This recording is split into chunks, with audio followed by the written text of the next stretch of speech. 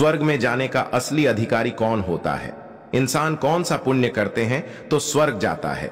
इस कहानी को सुन लिया तो कभी नर्क देखना नहीं पड़ेगा। और हां, इस पवित्र कथा को आधा अधूरा छोड़कर जाने की गलती मत करना, वरना पाप भी लग सकता है। और हां, इस वीडियो को अनादर ना करें। अगर आप श्री कृष्ण और श्री राम का भक्त है तो कमेंट में जय श्री कृष्ण जय श्री राम अवश्य लिखें।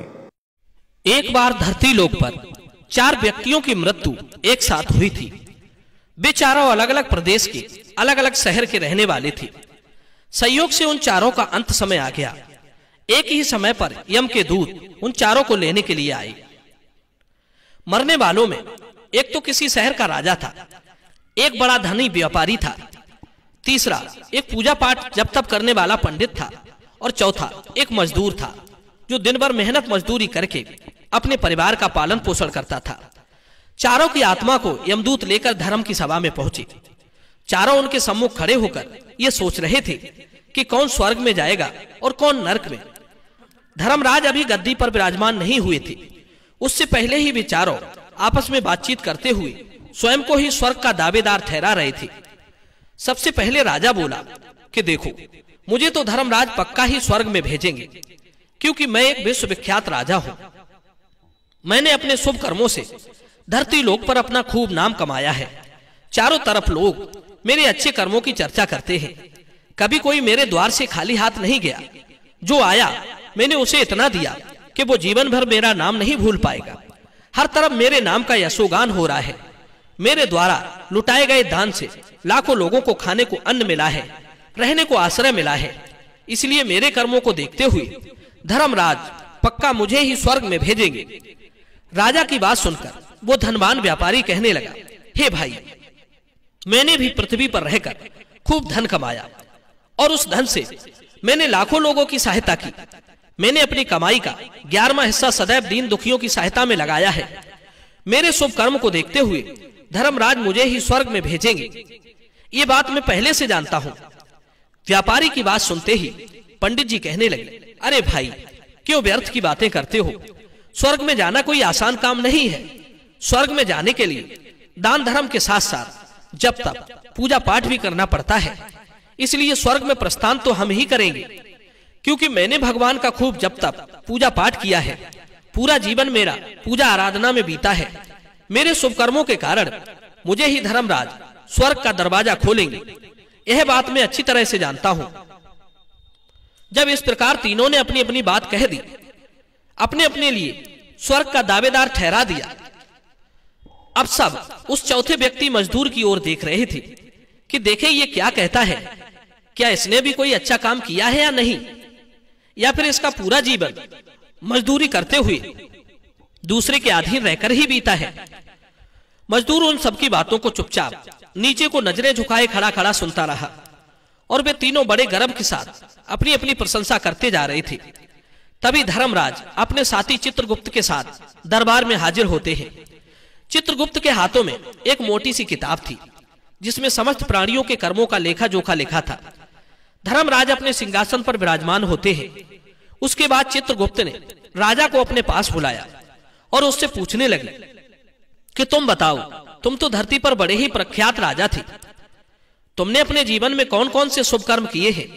कितने लोगों को दुख दिया है, कितने लोगों का भला किया है? मैं अपनी पुस्तक में देखकर ये फैसला करूंगा कि आप स्वर्ग में जाने के अधिकारी हैं या नहीं हैं। तब बड़े गर्व के साथ राजा अपने कर्मों को बताता है, हे भगवान, मैं एक बहुत बड़े राज्य का स्वामी था। मेरा राज्य बड़ा ही समृद्ध और खुशहाल था।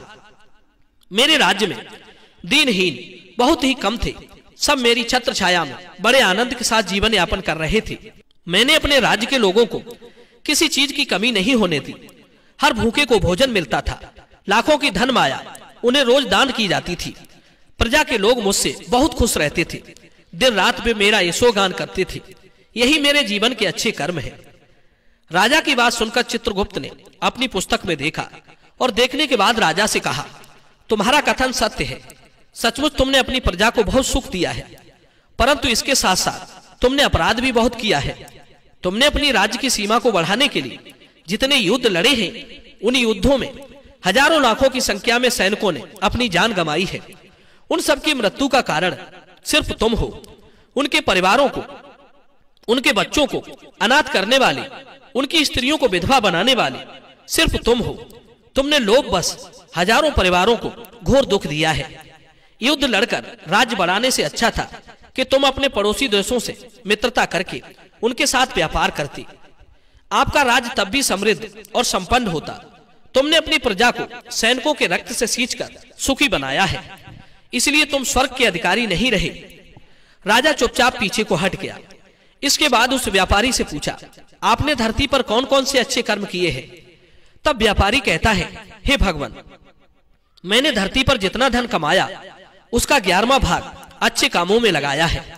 लाखों लोगों को भोजन खिलाया है, कई आश्रमों को दान दिया है, कई बेघर लोगों को अपने धन से घर बनवाया है, कई शहरों में मंदिरों का निर्माण कराया है, जगह जगह मुसाफिरों को ठहरने के लिए धर्मशालाएं बनवाई हैं, पानी के प्याऊ लगवाए हैं, प्रत्येक तीर्थों में भंडारे करवाए हैं।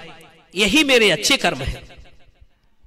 व्यापारी की बात सुनने के बाद चित्रगुप्त ने अपनी पुस्तक खोली जिसमें उसके जीवन के सारे अच्छे बुरे कर्म लिखे थे। चित्रगुप्त ने बताया कि देखो, तुम जो कहते हो वो सत्य है। तुमने धरती पर खूब दान धर्म किया है, पर तुम्हारा पाप ये है कि तुमने धरती पर जो दान धर्म किया है वो तुमने उस पैसे से किया है जिसको कमाने के लिए तुमने बहुत झूठ बोला है, बहुत ठगी की है, कई चीजों में मिलावट करके बेचा है, नकली चीजों को असली के दामों में बेचा है, कितने व्यापारियों को रास्ते से हटाया है। तुम्हारे इन कर्मों से न जाने कितने लोग बीमार होकर मर गए, कितनों ने आत्महत्या कर ली, कितनों की मेहनत का पैसा तुम्हारे पास आ गया। उन सब लोगों की बद्दुआएं तुम्हारे साथ हैं। तुमने जो कुछ भी अच्छा काम किया है वो बुरे कर्म करके ही किया है, इसलिए तुम्हारे पास तुम्हारा कोई शुभ कर्म नहीं है। तुम स्वर्ग में जाने के अधिकारी नहीं हो। चित्रगुप्त की बात सुनकर व्यापारी भी उदास होकर पीछे हट गया। उसके बाद पंडित जी को बुलाया और पूछने लगे, तुमने अपने जीवन में कौन से अच्छे कर्म किए हैं? तब पंडित जी कहते हैं, हे भगवान, मेरा पुण्य ये है कि मैंने हजारों लोगों को ज्ञान दिया है, हजारों यज्ञों के अनुष्ठानों को संपन्न कराया है, हजारों के घरों में पूजा पाठ कराई है, दिन रात मैंने ईश्वर का जप किया है, हजारों कन्याओं का विवाह कराया है, लाखों पिंडदान श्राद्ध कर्म कराए हैं, अज्ञानियों को मार्ग सुझाया है। इससे ज्यादा शुभ कर्म और क्या हो सकते हैं? तब चित्रगुप्त अपनी पुस्तक में देखकर बताते हैं, हे पंडित जी महाराज, आपका कहना सर्वथा सत्य है। आपने वास्तव में हजारों लोगों को ज्ञान दिया है, लेकिन उस ज्ञान पर स्वयं कभी अमल नहीं किया। आपने सैकड़ों यज्ञ पूजा पाठ अनुष्ठान कराए, पर उनमें निस्वार्थ भाव से किया गया कोई कर्म नहीं था। इसलिए तुम स्वर्ग में जाने के अधिकारी नहीं हो। अब तो उदास होते हुए पंडित जी भी पीछे हट गए। अब बचा केवल मजदूर। मजदूर ये देखकर बड़ा हैरान था कि अब तक वो जिनको इतना महान समझ रहा था वे कोई भी स्वर्ग में जाने के अधिकारी नहीं रहे, तो मैं कैसे स्वर्ग में जा सकूंगा? मुझे तो स्वर्ग की कल्पना भी नहीं करनी चाहिए, क्योंकि मैं तो कभी पूजा पाठ, जप तप, यज्ञ दान करने के लायक ही नहीं था, तो शुभ कर्म कहां से करता? मैं तो मेहनत मजदूरी करके सारे जीवन अपने परिवार को पालता रहा, शुभ कर्म कहां से करता? मजदूर ये सब सोच ही रहा था। इतने में चित्रगुप्त ने उससे भी आवाज लगाई और उससे पूछा, हे मजदूर भाई, और उससे भी पूछा। तो मजदूर पहले ही कहने लगा, भगवान, मैंने धरती पर एक गरीब घर में जन्म लिया। यज्ञ दान हवन पूजा पाठ करने के मैं लायक नहीं था।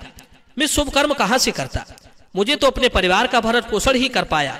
मैं जानता हूं भगवान कि मैं स्वर्ग जाने का अधिकारी नहीं हूं। मैंने धरती पर भी नरक भोगा है और यहां भी भोगूंगा, पर मेरी एक हार्दिक इच्छा है, मैं स्वर्ग में तो जा नहीं पाऊंगा। मैं एक बार स्वर्ग को अपनी आंखों से झांक कर देखना चाहता हूं। इससे अधिक मेरी कोई इच्छा नहीं है, क्योंकि मैंने ऐसा कोई काम नहीं किया जो कुछ देर के लिए ही स्वर्ग में पहुंच पाता। गरीबी में पला बड़ा, काम के बाद लोगों की सेवा के लिए मेरे पास समय नहीं रहता। बचा हुआ समय मैं अपने बूढ़े माँ बाप की सेवा में लगा देता था। उनके लिए औषधि पीसता था, उन्हें खिलाता पिलाता था, उनके वस्त्र बदलता था, उन्हें नहलाता धुलाता था। यही मेरी दिनचर्या थी। मुझे तो मंदिर जाने का भी समय नहीं मिल पाया। मजदूर की बात सुनकर चित्रगुप्त ने अपनी पुस्तक में देखकर पूछा, हे मानव, तुम ध्यान करके सोचकर बताओ, तुमने कभी तो कोई शुभ कर्म किया होगा। तब मजदूर अपने पूरे जीवन काल के घटनाक्रम को याद करता है। तब उसे याद आया कि एक बार उसे बहुत तेज भूख लगी थी। वो रोटी खाने के लिए बैठा ही था कि इतने में वहां एक बहुत ही कमजोर कुत्ता टहलता हुआ आ गया, जो ठीक से चल भी नहीं पाता था। वो आकर मेरे सामने बैठ गया और मेरी रोटी को गौर से देखने लगा। मैं समझ गया कि वो कुत्ता भूखा है। मेरे अंदर से आवाज आई कि एक भूखे बेजुबान जानवर को छोड़कर तू कैसे अकेला खा सकता है। वो भी मेरे पास आकर के बैठ गया। मैंने वो रोटी स्वयं ना खाकर उस कुत्ते को खिला दी। उस दिन मैंने पूरे दिन भूखे पेट रहकर ही काम किया था। मजदूर की बात सुनकर चित्रगुप्त मुस्कुराए और उसका हाथ पकड़ करके बड़े सम्मान के साथ उसे स्वर्ग में लेकर गए और बोले, वास्तव में आप ही स्वर्ग में रहने के अधिकारी हो। आपका वो त्याग और उस मूक पशु पर दया दिखाना ही सबसे बड़ा शुभ कर्म है। मनुष्य जो भी काम निस्वार्थ भाव से करता है, वास्तविक उसका ही उसे सबसे बड़ा पुण्य मिलता है। निस्वार्थ भाव से किया गया जन कल्याण के लिए काम आपके सैकड़ों पापों को नष्ट कर देता है। लोभ, लालच, मोह और स्वार्थ के वशीभूत होकर किया गया शुभ कर्म भी फलदायी नहीं होता। इसीलिए ध्यान रहे, जीवन में अच्छे कर्म अच्छी भावना के साथ करना चाहिए। ऐसा नहीं होना चाहिए कि आपने किसी से धन छीनकर या चुराकर कमा लिया और बाद में उसी धन को शुभ कर्मों में लगा दिया। वो धन आपको कभी नरक में जाने से नहीं बचा सकता। दोस्तों, मैं उम्मीद करता हूं ये कहानी जरूर पसंद आई होगी। तो चलिए वीडियो को लाइक कीजिए और चैनल को सब्सक्राइब कीजिए। मिलते हैं आपसे अगली वीडियो में एक और चर्चा के साथ। आप सभी का बहुत बहुत धन्यवाद। जय श्री कृष्णा।